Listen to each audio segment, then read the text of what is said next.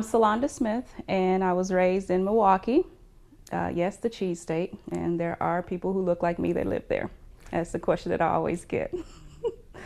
I've been there most of my life until I relocated to Atlanta, Georgia in 2001.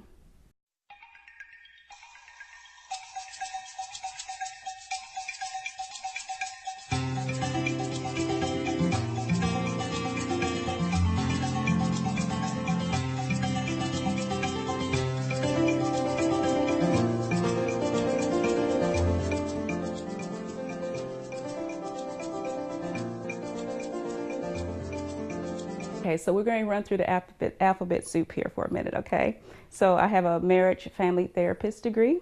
I am a licensed professional counselor. I am a certified sex addiction therapist. I am a certified anger management specialist.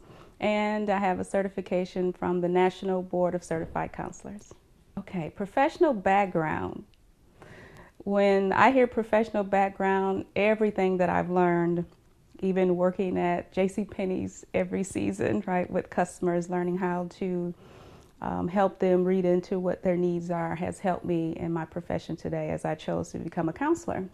It's something that I've been doing well at, and especially as a child, people would talk to me, adults, and even when they would look twice and say, "Oh, you're only 6," they keep talking, and somehow I would help them solve a problem. So my profession is built around being a counselor. I'm also a facilitator. I'm also a writer. And there's some other little talents in there too, such as, small things that I enjoy, like dancing. It is a hobby. However, I am working on a book. So I'm excited about that. And I'm big on relationships of all kinds, and particularly those between couples, married couples, or those in partnership or committed, however you want to call it. And often I find when they come to the clinic that it's a communication issue. Mixed messages, men and women communicate differently. They hear differently, they speak differently. And if we knew what those differences were right off the bat with the education piece, a lot of the problems will be solved instantly. So I'm finding that that is becoming my focus, and where I feel like that I help a lot of people. Typical workday starts at 7 a.m. when the phones start ringing for appointments by my clients, even though office hours are at 10 a.m. But pretty much I'm sitting down with clients anywhere from 50 minutes to 90 minutes. And then I would have a 10-minute break in between. And I see anywhere from 6 to 8 clients a day, 4 times out of the week. Sex and love addiction. They are when a person, male or female, is preoccupied with sexual thoughts. Those thoughts impede their daily life. For instance, if a person, let's say they're addicted to pornography, they could spend anywhere from 6 to 17 hours online, and they've forgotten that maybe they had to pick up the children. They have forgotten that maybe they're at work and they're not supposed to be viewing those types of things online. But there's a preoccupation with it, so they can't wait till the wife leaves or the husband leaves so that they can get online. It's in their mind. It's something that they have to satisfy. The difference between the two is sex addiction is something that's more physical, but the love addiction is mostly where women are having issues around intimacy, but they mistake it. They would think that if they can have sex with as many people, that's love for them, the touch, the affection. And then they mistake it. So even though the two are very close and they fire in the brain the same way, there is a distinction. Sex addicts can live a double life. It's when they hide their sexual interests from others, where they may not be accepted, because there are a long list of sexual habits and appetites that people don't like to divulge because of judgment, and also the shame and guilt that comes along with that. So that's number one, they may hide it. The other is that it's constantly on their mind when they're cruising, for example, looking for someone to pick up and have sex with, anonymous sex. Or they are committing misdemeanors such as voyeurism or expeditionism. Voyeurism is staring at someone and having a fantasy, literally staring for like 3 minutes, and this person is aware that you're staring. Expeditionism is maybe exposing yourself to strangers. So it's different for each person, but they are compulsive behaviors. Love addicts, usually when they come to the office, their first statement is, okay, I'm having sex with all these people and I don't know why. And I have a husband, I have children, I have a life. And usually it's because in a young age, maybe they didn't get what they needed. They didn't get affection, they didn't get acknowledgement, they didn't get praise. They may have felt invisible. 87% of people who suffer with compulsive behaviors or who may be diagnosed as sex addicts were abused in some way. Physical, emotional, sexual, and even systematic. And systematic is maybe they were in foster care and they were switched from home to home and they were taken away from their mother or father even though their environment wasn't healthy. So there is a history attached to it usually. Definitely. It's always in the mind of what a person wants to do. And when they drop down into the heart and they say, okay, I want to stay. How can I do that? Sometimes I do make recommendations to separate sometimes so that the two can really get refounded in who they are, what their values are, and what they really want. But there's been many marriages that have worked even after this. I have women who say, I'd really rather have my husband be addicted to gambling instead of sex, because what happens is when it's sex and how women are wired, it's personal, right? It's betrayal. I wasn't enough. You know, what happened? I tried everything. You know, you wanted something different. You didn't love me anymore. I wasn't beautiful. So there's a lot that goes into not just the sex addict if it's a male and the partner if it's a woman, because it can switch. The brain fires in the same way. You have to rewire your brain, literally. Your neural pathways, they have to be rewired with your thought process, your beliefs, who you think you are, who you think you're not. And when many people go through this process, they're really healing old stuff that's coming up, because when you have a compulsive behavior and you're acting out, you're really trying to cover up from some inadequacy that you think you have. And what's the difference? And so some people might not like this statement, but what's the difference from someone having a cocaine addiction versus a sex addiction? People get treatment, right? People are forgiven for selling the DVD player or the taking the gold bracelets or whatever. So we need to remove the stigma around sex, one, and then around addiction, and that it's a person having a human experience going through something that they need support in.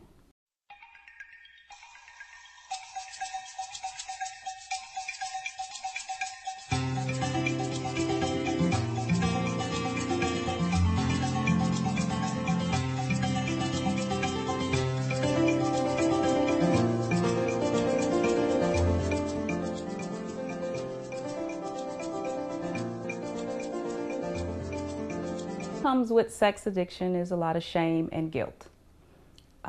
It takes a lot of courage to pick up the phone and call me.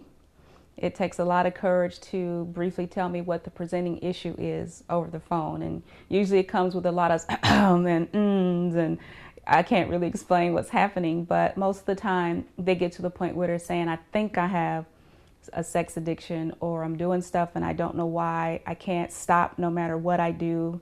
I've tried to control it myself and nothing's working and I feel really bad about it.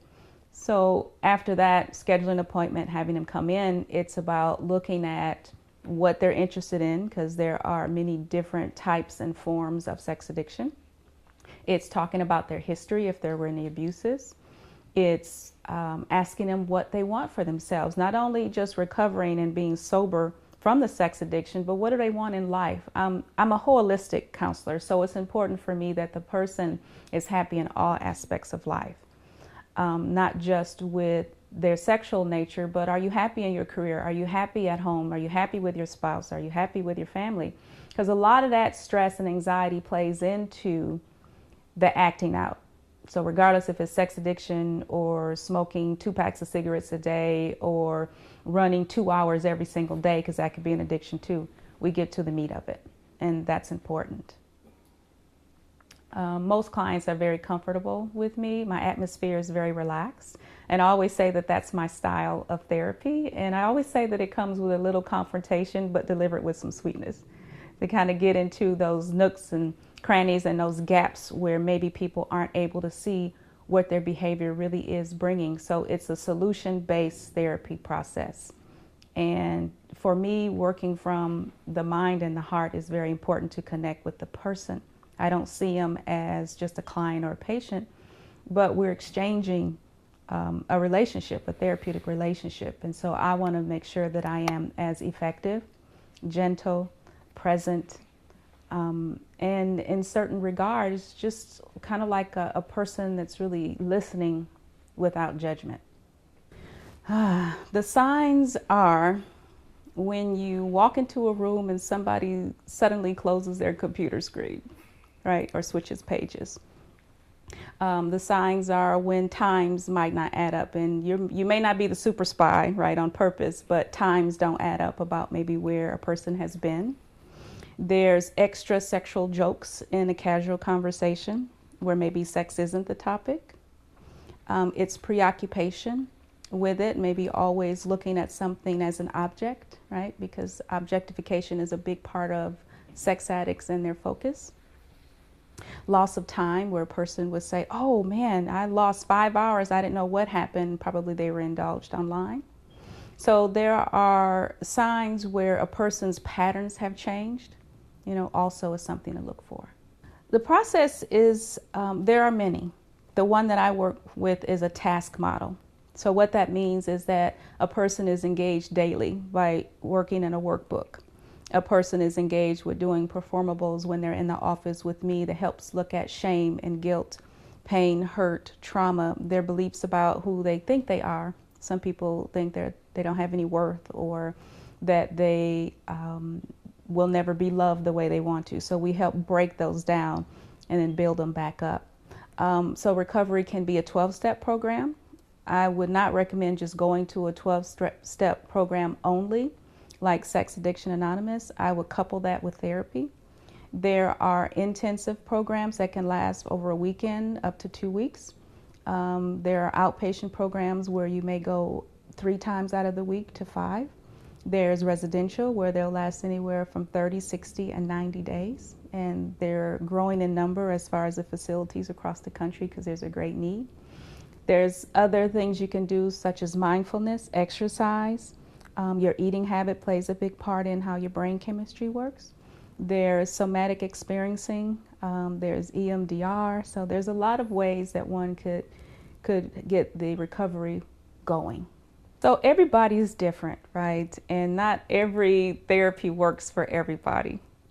And some people really do need that task model where they're accountable every single minute for their thoughts and what they're doing, and they have somebody to check in with. Some people feel like they don't want anybody breathing down their neck, if they want to call it that. Maybe they'll go to a spiritual program. There's actually some programs called Pray It Away. Now, the success of either that or the task model will vary because it depends on the individual.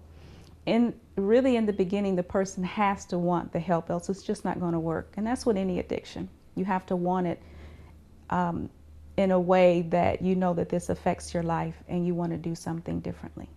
Yes, it can be taken care of with insurance panels. There are some therapists who don't work with insurances. It depends on the program that they're using. If a person who thinks they're a sex addict or has compulsive behavior wants to go into a residential program, there's scholarships.